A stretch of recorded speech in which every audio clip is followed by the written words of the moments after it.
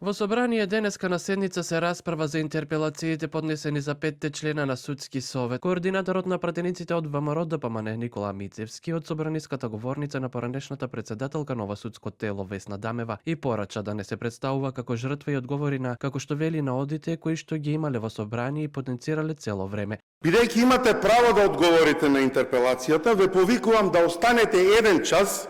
Судски совет 7 години не изработил тоа што граѓаните и судиите и судството го очекуваат од него, да одговорите на некои прашања поради процесот. Меѓутоа, оваа теза дека вие сте жртва и дека некој сака да ве напаѓа, не, господјо Дамева. Ние сме тука да направиме нешто за процесот, затоа што довербата која што имате од 2% во судството, најголем кривец сте вие во судскиот совет, затоа што не сте ги менеџирале процесите како што треба.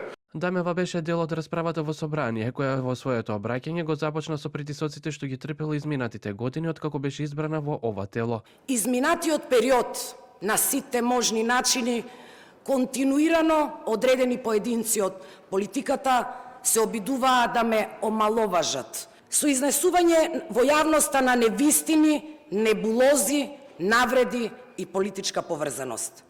Се спореше мојата стручност и компетентност. И на сето тоа не реагирав.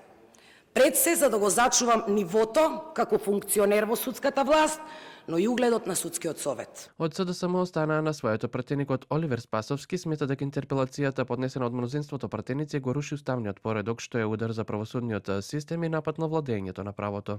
Сите останати членови на судскиот совет се нешто повеќе отколку овие 5 мина на кои што е поднесена интерпелацијата.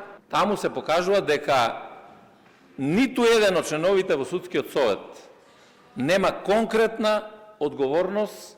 Тања Чачарова Илиевска пак за време на паузата од денешната седница кажа дека нема да присуствува на собраниската седница по прашањето за интерпелациите. Чачарова Илиевска уште еднаш повтори дека овој акт представува преседан во досегашната парламентарна демократија. Согласно цитираната одредба на Уставот, интерпелацијата во конкретниот случај према 5 членови кои што ги избира собранието како членови на судскиот совет е недозволена.